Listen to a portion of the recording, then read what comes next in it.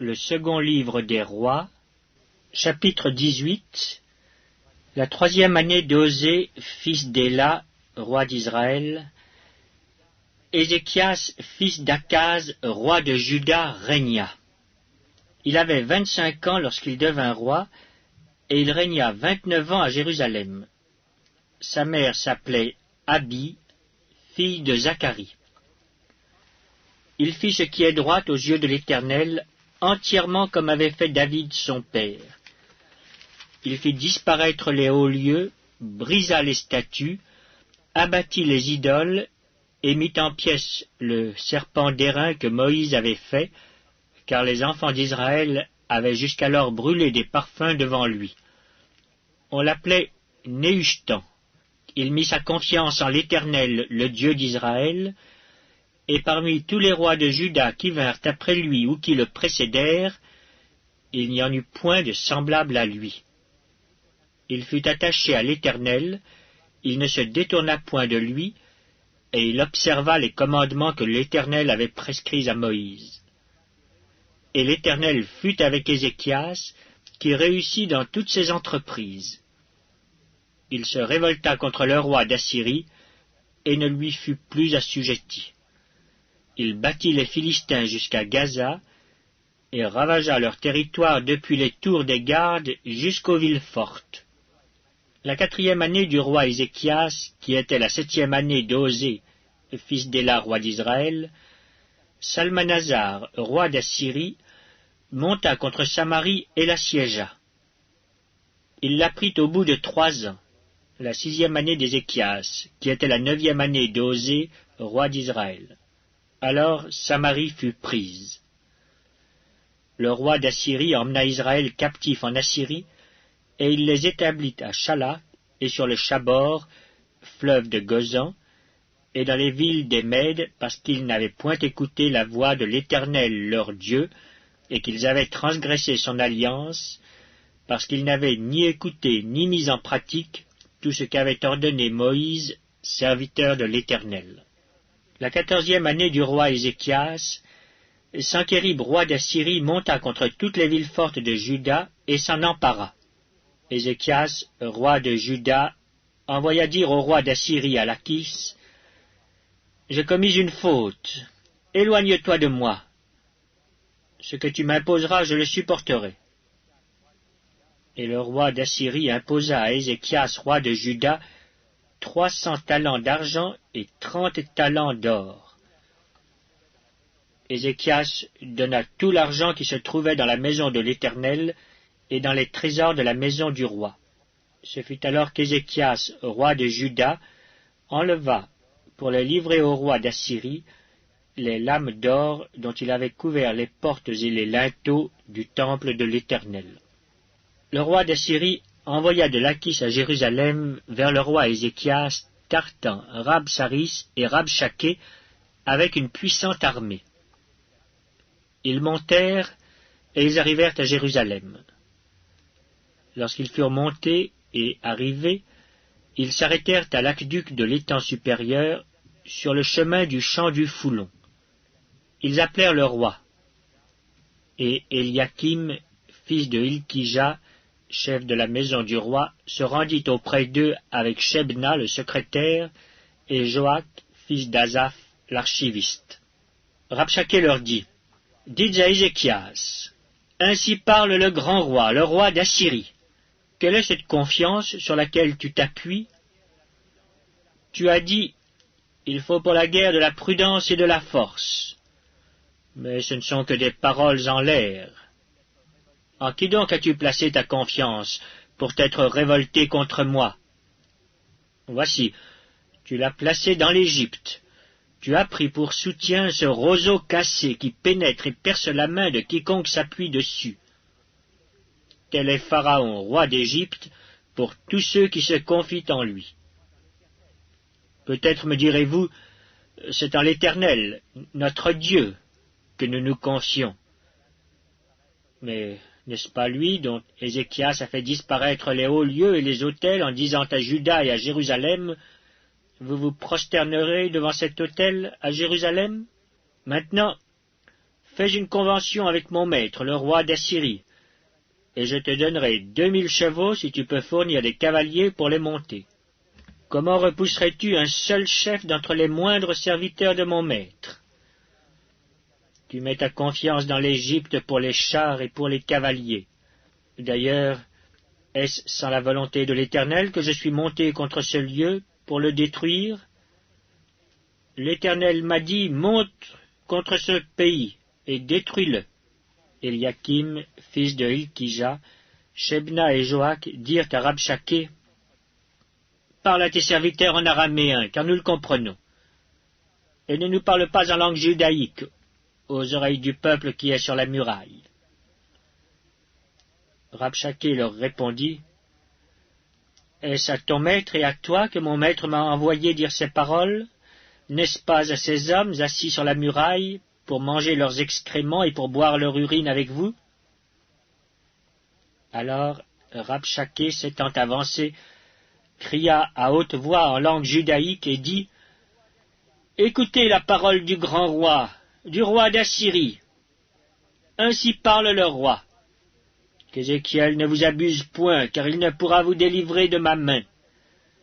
Qu'Ézéchias ne vous amène point à vous confier en l'Éternel en disant, l'Éternel nous délivrera, et cette ville ne sera pas livrée entre les mains du roi d'Assyrie. N'écoutez point Ézéchias, car ainsi parle le roi d'Assyrie. Faites la paix avec moi, rendez-vous à moi, et chacun de vous mangera de sa vigne et de son figuier, et chacun boira de l'eau de sa citerne, jusqu'à ce que je vienne et que je vous emmène dans un pays comme le vôtre, dans un pays de blé et de vin, un pays de pain et de vigne, un pays d'oliviers à huile et de miel, et vous vivrez, et vous ne mourrez point. N'écoutez donc point Ézéchias, car il pourrait vous séduire en disant, l'Éternel nous délivrera. Les dieux des nations ont-ils délivré chacun son pays de la main du roi d'Assyrie? Où sont les dieux de Hamath et d'Arpad? Où sont les dieux de Sepharvaïm, d'Héna et d'Iva? Ont-ils délivré Samarie de ma main?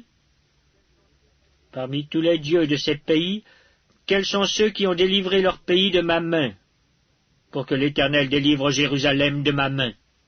Le peuple se tut et ne lui répondit pas un mot, car le roi avait donné cet ordre, vous ne lui répondrez pas.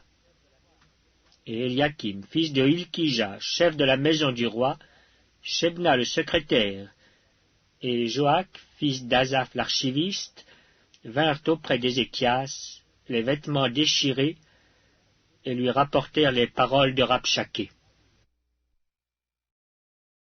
Le second livre des rois, chapitre 19.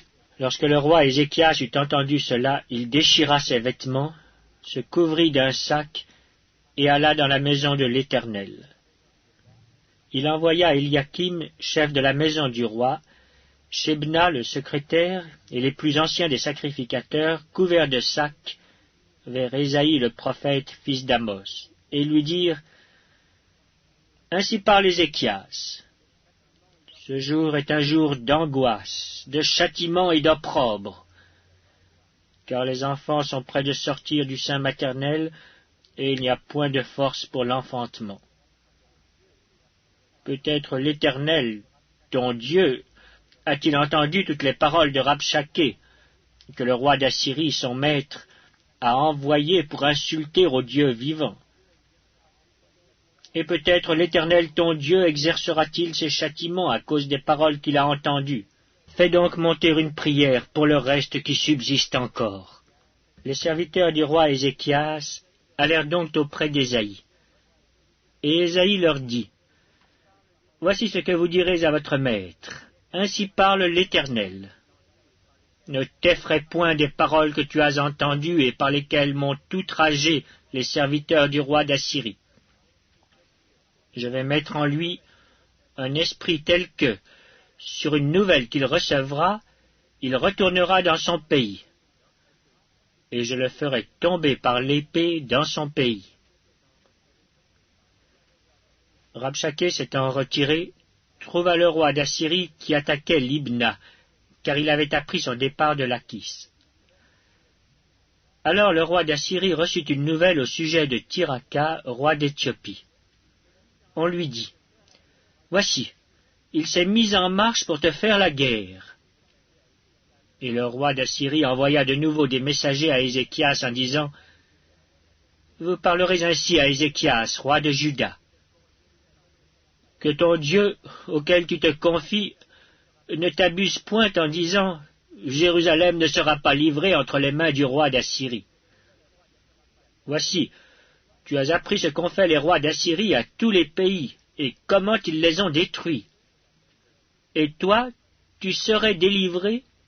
Les dieux des nations que mes pères ont détruites, les ont-ils délivrés? Gozan, Caran, Retsef, et les fils d'Éden qui sont à Télassar? Où sont le roi de Hamath, le roi d'Arpad, et le roi de la ville de Sepharvaïm, Déna et Diva? Ézéchias prit la lettre de la main des messagers et la lut. Puis il monta à la maison de l'Éternel et la déploya devant l'Éternel, à qui il adressa cette prière. Éternel, Dieu d'Israël, assis sur les chérubins, c'est toi qui es le seul Dieu de tous les royaumes de la terre.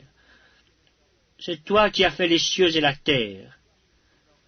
Éternel, incline ton oreille et écoute. Éternel, ouvre tes yeux et regarde. Entends les paroles de Sanchérib qui a envoyé Rabshakeh pour insulter au Dieu vivant.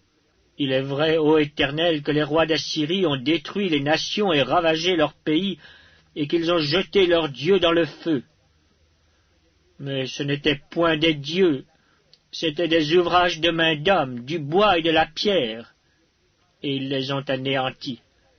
Maintenant, Éternel, notre Dieu, délivre-nous de la main de Sanchérib, et que tous les royaumes de la terre sachent que toi seul es Dieu, ô Éternel.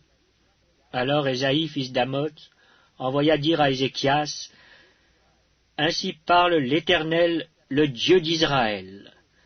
J'ai entendu la prière que tu m'as adressée au sujet de Sanchérib, roi d'Assyrie. Voici la parole que l'Éternel a prononcée contre lui. Elle te méprise, elle se moque de toi, la Vierge, fille de Sion. Elle hoche la tête après toi, la fille de Jérusalem. Qui as-tu insulté et outragé? Contre qui as-tu élevé la voix? Tu as porté tes yeux en haut sur le sein d'Israël. Par tes messagers tu as insulté le Seigneur, et tu as dit, « Avec la multitude de mes chars, j'ai gravi le sommet des montagnes, les extrémités du Liban. Je couperai les plus élevés de ses cèdres, les plus beaux de ses cyprès, et j'atteindrai sa dernière cime, sa forêt semblable à un verger. J'ai creusé et j'ai bu des eaux étrangères, et je tarirai avec la plante de mes pieds tous les fleuves de l'Égypte. N'as-tu pas appris que j'ai préparé ces choses de loin, et que je les ai résolues dès les temps anciens? Maintenant, j'ai permis qu'elles s'accomplissent, et que tu réduisisses des villes fortes en monceaux de ruines. Leurs habitants sont impuissants, épouvantés et confus. Ils sont comme l'herbe des champs et la tendre verdure, comme le gazon des toits et le blé qui sèche avant la formation de sa tige.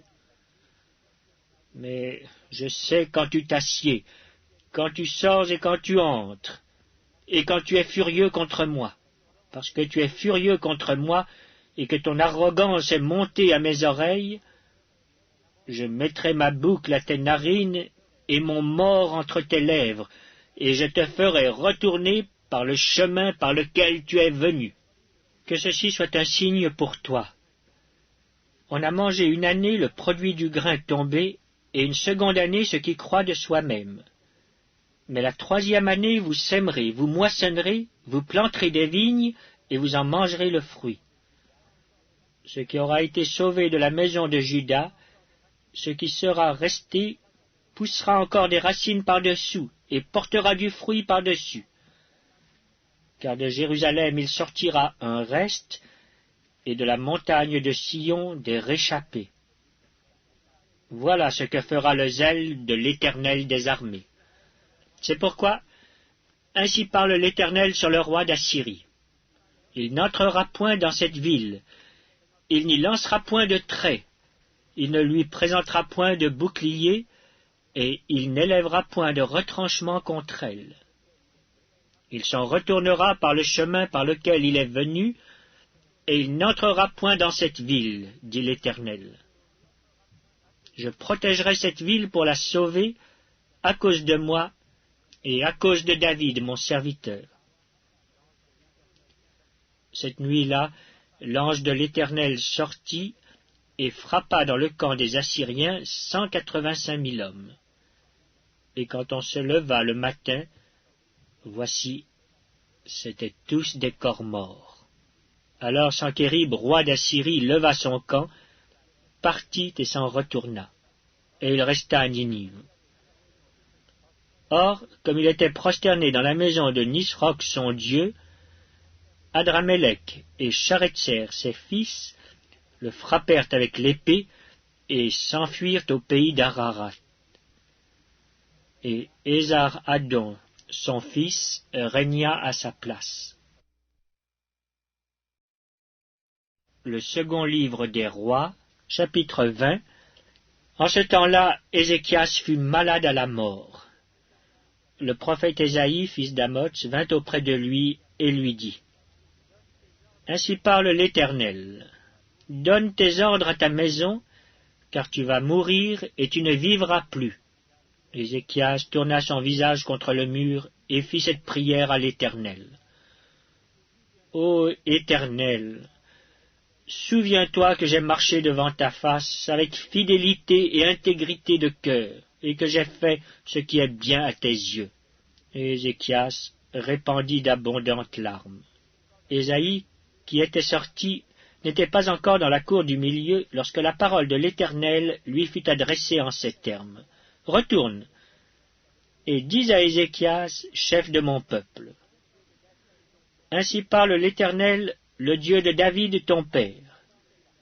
J'ai entendu ta prière, j'ai vu tes larmes. Voici, je te guérirai. Le troisième jour, tu monteras à la maison de l'Éternel. J'ajouterai à tes jours 15 années.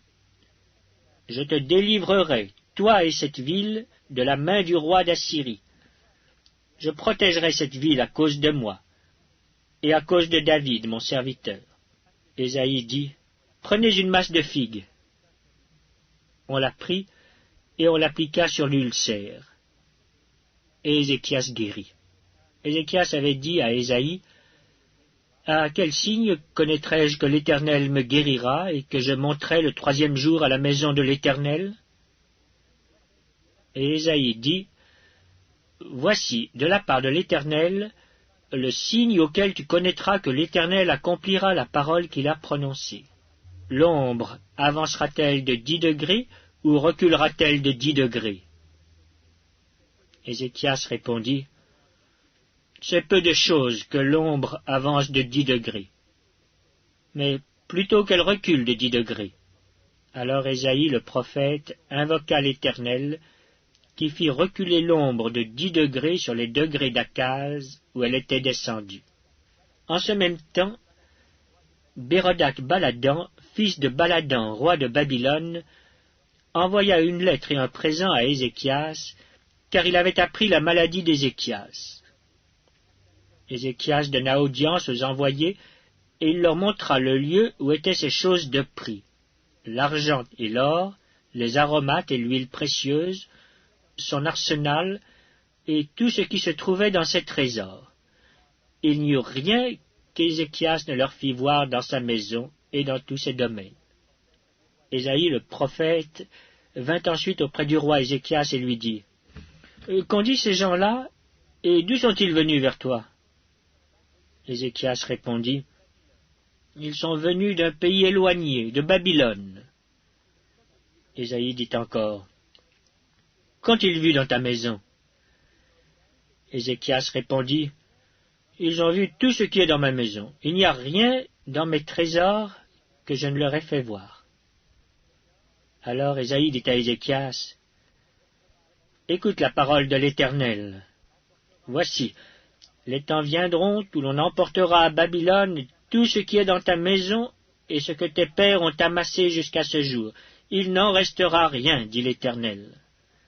Et l'on prendra de tes fils, qui seront sortis de toi, que tu auras engendrés, pour en faire des eunuques dans le palais du roi de Babylone. » Ézéchias répondit à Ésaïe, « La parole de l'Éternel que tu as prononcée est bonne. » Et il ajouta, « N'y aura-t-il pas paix et sécurité pendant ma vie ?» Le reste des actions d'Ézéchias, tous ses exploits et comment il fit l'étang et l'aqueduc et amena les eaux dans la ville, cela n'est-il pas écrit dans le livre des chroniques des rois de Juda? Ézéchias se coucha avec ses pères, et Manassé, son fils, régna à sa place. Le second livre des rois, chapitre 21. Manassé avait 12 ans lorsqu'il devint roi, et il régna 55 ans à Jérusalem. Sa mère s'appelait Hephzibah. Il fit ce qui est mal aux yeux de l'Éternel, selon les abominations des nations que l'Éternel avait chassées devant les enfants d'Israël. Il rebâtit les hauts lieux qu'Ézéchias son père avait détruits. Il éleva des autels à Baal, il fit une idole d'Astarté, comme avait fait Akab, roi d'Israël, et il se prosterna devant toute l'armée des cieux et la servit. Il bâtit des autels dans la maison de l'Éternel, quoique l'Éternel eût dit, « C'est dans Jérusalem que je placerai mon nom. » Il bâtit des autels à toute l'armée des cieux dans les 2 parvis de la maison de l'Éternel. Il fit passer son fils par le feu. Il observait les nuages et les serpents pour en tirer des pronostics, et il établit des gens qui évoquaient les esprits et qui prédisaient l'avenir. Il fit de plus en plus ce qui est mal aux yeux de l'Éternel, afin de l'irriter. Il mit l'idole d'Astarté qu'il avait faite dans la maison de laquelle l'Éternel avait dit à David et à Salomon son fils, « C'est dans cette maison, et c'est dans Jérusalem que j'ai choisi parmi toutes les tribus d'Israël, que je veux à toujours placer mon nom. Je ne ferai plus errer le pied d'Israël hors du pays que j'ai donné à ses pères, pourvu seulement qu'ils aient soin de mettre en pratique tout ce que je leur ai commandé, et toute la loi que leur a prescrite mon serviteur Moïse. » Mais ils n'obéirent point, et Manassé fut cause qu'ils s'égarèrent et firent le mal plus que les nations que l'Éternel avait détruites devant les enfants d'Israël. Alors l'Éternel parla en ces termes par ses serviteurs les prophètes. « Parce que Manassé, roi de Juda, a commis ces abominations, parce qu'il a fait pis que tout ce qu'avaient fait avant lui les Amoréens, et parce qu'il a aussi fait pécher Juda par ses idoles, voici ce que dit l'Éternel, le Dieu d'Israël. Je vais faire venir sur Jérusalem et sur Juda des malheurs qui étourdiront les oreilles de quiconque en entendra parler. J'étendrai sur Jérusalem le cordeau de Samarie et le niveau de la maison d'Akab, et je nettoierai Jérusalem comme un plat qu'on nettoie et qu'on renverse en dessus-dessous après l'avoir nettoyé. J'abandonnerai le reste de mon héritage, et je les livrerai entre les mains de leurs ennemis. Et ils deviendront le butin et la proie de tous leurs ennemis, parce qu'ils ont fait ce qui est mal à mes yeux, et qu'ils m'ont irrité depuis le jour où leurs pères sont sortis d'Égypte jusqu'à ce jour. » Manassé répandit aussi beaucoup de sang innocent, jusqu'à en remplir Jérusalem d'un bout à l'autre, outre les péchés qu'il commit et qu'il fit commettre à Juda en faisant ce qui est mal aux yeux de l'Éternel. Le reste des actions de Manassé, tout ce qu'il a fait et les péchés auxquels il se livra, cela n'est-il pas écrit dans le livre des chroniques des rois de Juda?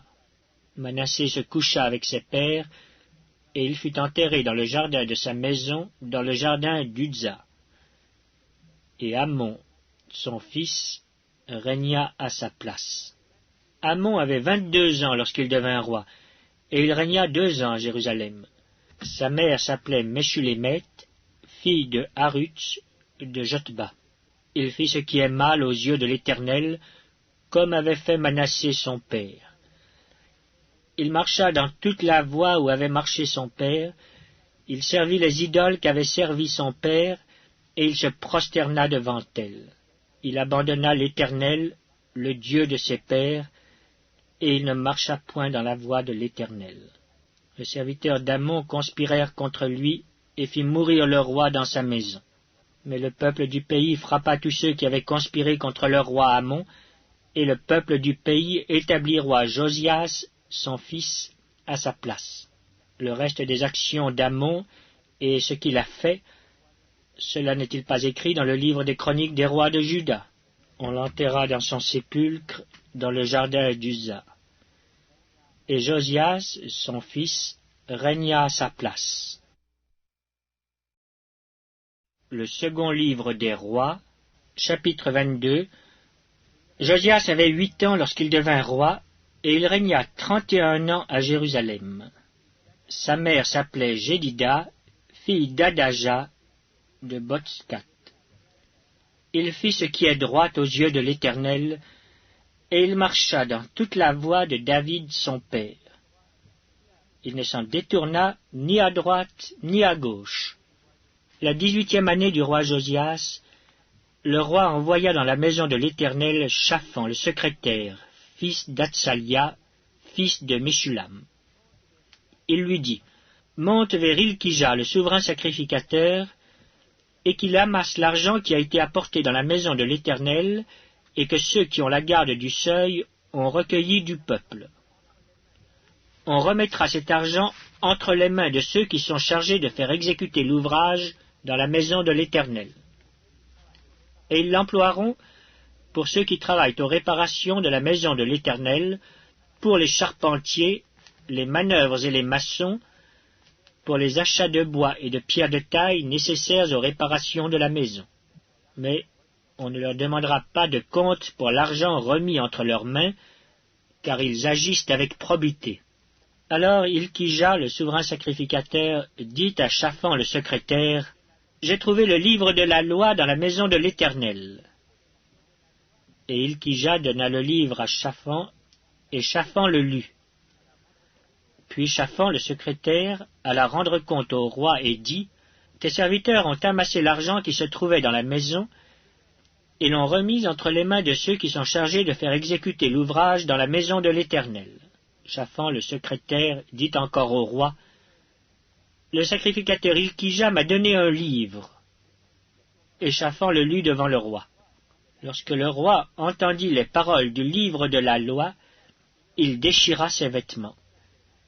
Et le roi donna cet ordre au sacrificateur Ilkija, à Achikam, fils de Shaphan, à Akbor, fils de Miché, à Shaphan le secrétaire, et à Azaja, serviteur du roi, « Allez, consultez l'Éternel pour moi, pour le peuple et pour tout Juda, au sujet des paroles de ce livre qu'on a trouvé, car grande est la colère de l'Éternel qui s'est enflammée contre nous, parce que nos pères n'ont point obéi aux paroles de ce livre, et n'ont point mis en pratique tout ce qui nous y est prescrit. » Le sacrificateur Ilkija, Achikam, Akbor, Shaphan et Azaja allèrent auprès de la prophétesse Hulda, femme de Shaloum, fils de Tikva, fils de Harbas, gardien des vêtements. Elle habitait à Jérusalem dans l'autre quartier de la ville. Après qu'ils lui eurent parlé, elle leur dit, « Ainsi parle l'Éternel, le Dieu d'Israël. Dites à l'homme qui vous a envoyé vers moi, ainsi parle l'Éternel. Voici, je vais faire venir des malheurs sur ce lieu et sur ses habitants, selon toutes les paroles du livre qu'a lu le roi de Juda, parce qu'ils m'ont abandonné et qu'ils ont offert des parfums à d'autres dieux, afin de m'irriter par tous les ouvrages de leurs mains. Ma colère s'est enflammée contre ce lieu, et elle ne s'éteindra point. Mais vous direz au roi de Juda qui vous a envoyé pour consulter l'Éternel, « Ainsi parle l'Éternel, le Dieu d'Israël, au sujet des paroles que tu as entendues. Parce que ton cœur a été touché, parce que tu t'es humilié devant l'Éternel en entendant ce que j'ai prononcé contre ce lieu et contre ses habitants, qui seront un objet d'épouvante et de malédiction, et parce que tu as déchiré tes vêtements et que tu as pleuré devant moi, moi aussi j'ai entendu, dit l'Éternel. C'est pourquoi, voici, je te recueillerai auprès de tes pères, tu seras recueilli en paix dans ton sépulcre, et tes yeux ne verront pas tous les malheurs que je ferai venir sur ce lieu. Ils rapportèrent au roi cette réponse. Le second livre des rois, chapitre 23. Le roi Josias fit assembler auprès de lui tous les anciens de Juda et de Jérusalem, puis il monta à la maison de l'Éternel avec tous les hommes de Juda et tous les habitants de Jérusalem, les sacrificateurs, les prophètes, et tout le peuple, depuis le plus petit jusqu'au plus grand. Il lut devant eux toutes les paroles du livre de l'Alliance qu'on avait trouvé dans la maison de l'Éternel. Le roi se tenait sur l'estrade, et il traita alliance devant l'Éternel, s'engageant à suivre l'Éternel et à observer ses ordonnances, ses préceptes et ses lois, de tout son cœur et de toute son âme, afin de mettre en pratique les paroles de cette alliance écrites dans ce livre. Et tout le peuple entra dans l'alliance. Le roi ordonna à Hilkija, le souverain sacrificateur, aux sacrificateurs du second ordre et à ceux qui gardaient le seuil, de sortir du temple de l'Éternel tous les ustensiles qui avaient été faits pour Baal, pour Astarté et pour toute l'armée des cieux. Et il les brûla hors de Jérusalem dans les champs du Cédron, et en fit porter la poussière à Béthel. Il chassa les prêtres des idoles établis par les rois de Juda pour brûler des parfums sur les hauts lieux dans les villes de Juda et aux environs de Jérusalem, et ceux qui offraient des parfums à Baal, au soleil, à la lune, au zodiaque et à toute l'armée des cieux. Il sortit de la maison de l'Éternel l'idole d'Astarté qu'il transporta hors de Jérusalem vers le torrent de Cédron. Il la brûla au torrent de Cédron et la réduisit en poussière, et il en jeta la poussière sur les sépulcres des enfants du peuple. Il abattit les maisons des prostituées qui étaient dans la maison de l'Éternel, et où des femmes tissaient des tentes pour Astarté. Il fit venir tous les prêtres des villes de Juda. Il souilla les hauts lieux où les prêtres brûlaient des parfums, depuis Géba jusqu'à Beersheba. Et il renversa les hauts lieux des portes, celui qui était à l'entrée de la porte de Josué, chef de la ville, et celui qui était à gauche de la porte de la ville. Toutefois, les prêtres des hauts lieux ne montaient pas à l'autel de l'Éternel à Jérusalem, mais ils mangeaient des pains sans levain au milieu de leurs frères. Le roi souilla Tophet dans la vallée des fils de Hinnom, afin que personne ne fît plus passer son fils ou sa fille par le feu en l'honneur de Moloch. Il fit disparaître de l'entrée de la maison de l'Éternel les chevaux que les rois de Juda avaient consacrés au soleil, près de la chambre de l'eunuque Néthamélec, qui demeurait dans le faubourg. Et il brûla au feu les chars du soleil. Le roi démolit les autels qui étaient sur le toit de la chambre haute d'Akaz, et que les rois de Juda avaient faits, et les autels qu'avait fait Manassé dans les 2 parvis de la maison de l'Éternel. Après les avoir brisés et enlevés de là, il en jeta la poussière dans le torrent de Cédron. Le roi souilla les hauts lieux qui étaient en face de Jérusalem, sur la droite de la montagne de perdition, et que Salomon, roi d'Israël, avait bâtis à Astarté, l'abomination des Sidoniens, à Kémosh, l'abomination de Moab, et à Milcom, l'abomination des fils d'Ammon. Il brisa les statues et abattit les idoles, et il remplit d'ossements d'hommes la place qu'elles occupaient. Il renversa aussi l'autel qui était à Béthel, et le haut lieu qu'avait fait Jéroboam, fils de Nébat, qui avait fait pécher Israël. Il brûla le haut lieu et le réduisit en poussière, et il brûla l'idole. Josias s'étant tourné, et, ayant vu les sépulcres qui étaient là dans la montagne, envoya prendre les ossements des sépulcres, et il les brûla sur l'autel et le souilla, selon la parole de l'Éternel prononcée par l'homme de Dieu qui avait annoncé ces choses. Il dit, « Quel est ce monument que je vois » Les gens de la ville lui répondirent, « C'est le sépulcre de l'homme de Dieu qui est venu de Juda et qui a crié contre l'autel de Béthel ces choses que tu as accomplies. » Et il dit, « Laissez-le, que personne ne remue ses os. » On conserva ainsi ses os avec les os du prophète qui était venu de Samarie. Josias fit encore disparaître toutes les maisons des hauts lieux qui étaient dans les villes de Samarie et qu'avaient faites les rois d'Israël pour irriter l'Éternel. Il fit à leur égard entièrement comme il avait fait à Béthel. Il immola sur les autels tous les prêtres des hauts lieux qui étaient là, et il y brûla des ossements d'hommes. Puis il retourna à Jérusalem. Le roi donna cet ordre à tout le peuple. Célébrez la Pâque en l'honneur de l'Éternel, votre Dieu, comme il est écrit dans ce livre de l'Alliance. Aucune Pâque pareille à celle-ci n'avait été célébrée depuis le temps où les juges jugeaient Israël et pendant tous les jours des rois d'Israël et des rois de Juda.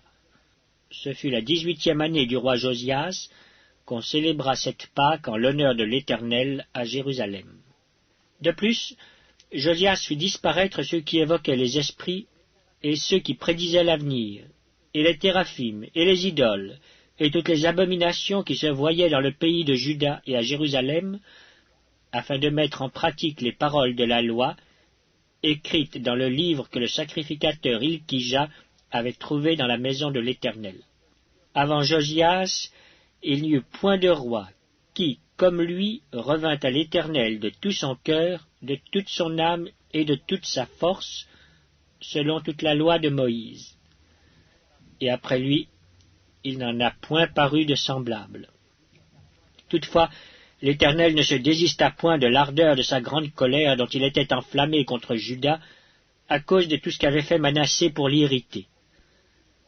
Et l'Éternel dit, « J'ôterai aussi Juda de devant ma face, comme j'ai ôté Israël, et je rejetterai cette ville de Jérusalem que j'avais choisie, et la maison de laquelle j'avais dit, là sera mon nom. » Le reste des actions de Josias et tout ce qu'il a fait, cela n'est-il pas écrit dans le livre des chroniques des rois de Juda?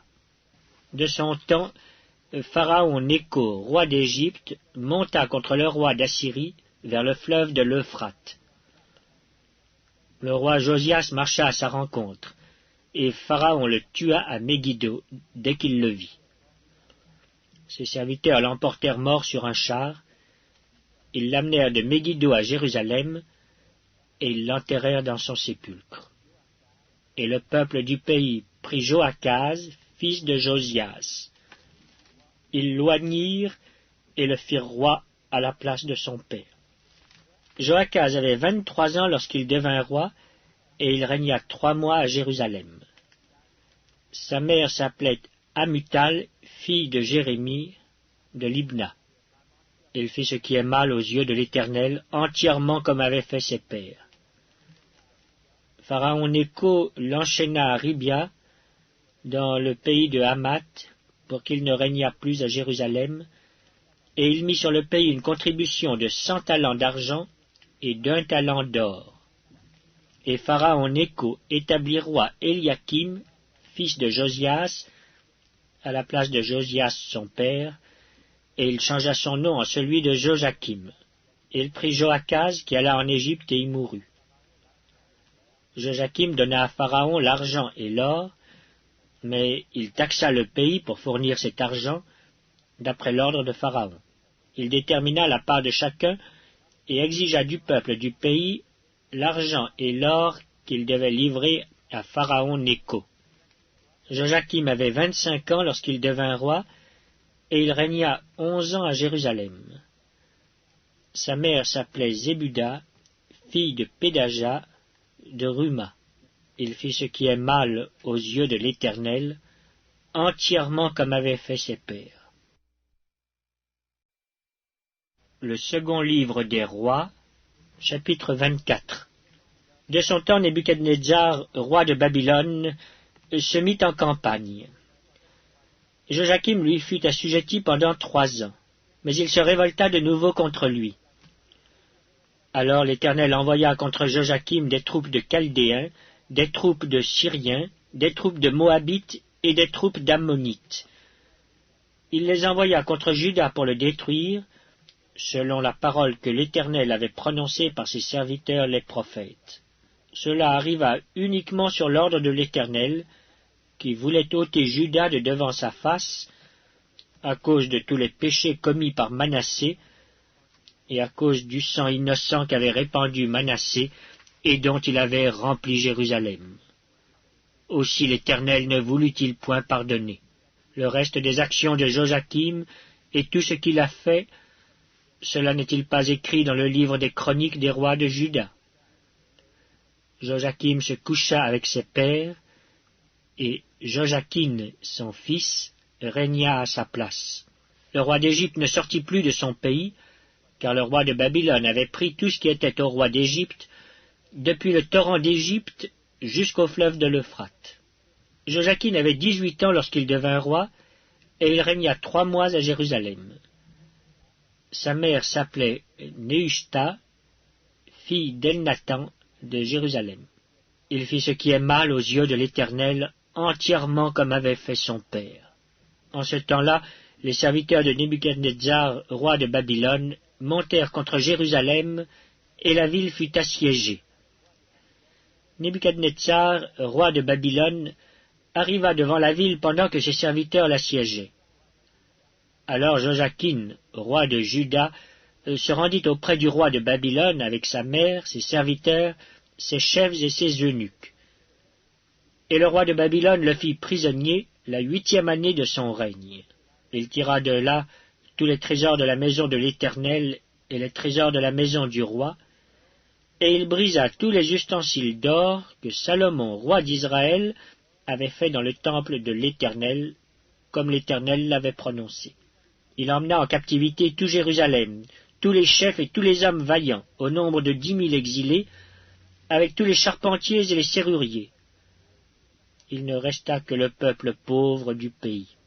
Il transporta Joachim à Babylone, et il emmena captif de Jérusalem à Babylone la mère du roi, les femmes du roi et ses eunuques, et les grands du pays, tous les guerriers au nombre de 7 000, et les charpentiers et les serruriers au nombre de 1 000, tous hommes vaillants et propres à la guerre. Le roi de Babylone les emmena captifs à Babylone, et le roi de Babylone établit roi, à la place de Joachim, Mathania, son oncle, dont il changea le nom en celui de Sédécias. Sédécias avait 21 ans lorsqu'il devint roi, et il régna 11 ans à Jérusalem. Sa mère s'appelait Amutal, fille de Jérémie, de Libna. Il fit ce qui est mal aux yeux de l'Éternel, entièrement comme avait fait Joachim. Et cela arriva à cause de la colère de l'Éternel contre Jérusalem et contre Juda, qu'il voulait rejeter de devant sa face. Et Sédécias se révolta contre le roi de Babylone. Le second livre des rois, chapitre 25. La 9e année du règne de Sédécias, le 10e jour du 10e mois, Nebuchadnezzar, roi de Babylone, vint avec toute son armée contre Jérusalem. Il campa devant elle, et éleva des retranchements tout autour. La ville fut assiégée jusqu'à la 11e année du roi Sédécias. Le 9e jour du mois, la famine était forte dans la ville, et il n'y avait pas de pain pour le peuple du pays. Alors la brèche fut faite à la ville, et tous les gens de guerre s'enfuirent de nuit par le chemin de la porte entre les 2 murs, près du jardin du roi, pendant que les Chaldéens environnaient la ville. Les fuyards prirent le chemin de la plaine. Mais l'armée des Chaldéens poursuivit le roi et l'atteignit dans les plaines de Jéricho, et toute son armée se dispersa loin de lui. Ils saisirent le roi et le firent monter vers le roi de Babylone à Ribla. Et l'on prononça contre lui une sentence. Les fils de Sédécias furent égorgés en sa présence, puis on creva les yeux à Sédécias, on le lia avec des chaînes d'airain, et on le mena à Babylone. Le 7e jour du 5e mois, c'était la 19e année du règne de Nebuchadnezzar, roi de Babylone, Nebuzaradan, chef des gardes, serviteur du roi de Babylone, entra dans Jérusalem. Il brûla la maison de l'Éternel, la maison du roi, et toutes les maisons de Jérusalem. Il livra au feu toutes les maisons de quelque importance. Toute l'armée des Chaldéens, qui était avec le chef des gardes, démolit les murailles formant l'enceinte de Jérusalem. Nebuzaradan, chef des gardes, emmena captifs ceux du peuple qui étaient demeurés dans la ville, ceux qui s'étaient rendus au roi de Babylone, et le reste de la multitude. Cependant le chef des gardes laissa comme vignerons et comme laboureurs quelques-uns des plus pauvres du pays. Les Chaldéens brisèrent les colonnes d'airain qui étaient dans la maison de l'Éternel, les bases, la mer d'airain qui était dans la maison de l'Éternel, et ils en emportèrent l'airain à Babylone. Ils prirent les cendriers, les pelles, les couteaux, les tasses, et tous les ustensiles d'airain avec lesquels on faisait le service. Le chef des gardes prit encore les brasiers et les coupes, ce qui était d'or et ce qui était d'argent. Les 2 colonnes, la mer et les bases que Salomon avait faites pour la maison de l'Éternel. Tous ces ustensiles d'airain avaient un poids inconnu. La hauteur d'une colonne était de 18 coudées, et il y avait au-dessus un chapiteau d'airain dont la hauteur était de 3 coudées. Autour du chapiteau il y avait un treillis et des grenades, le tout d'airain. Il en était de même pour la seconde colonne avec le treillis. Le chef des gardes prit Séraja, le souverain sacrificateur, Sophonie, le second sacrificateur, et les 3 gardiens du seuil.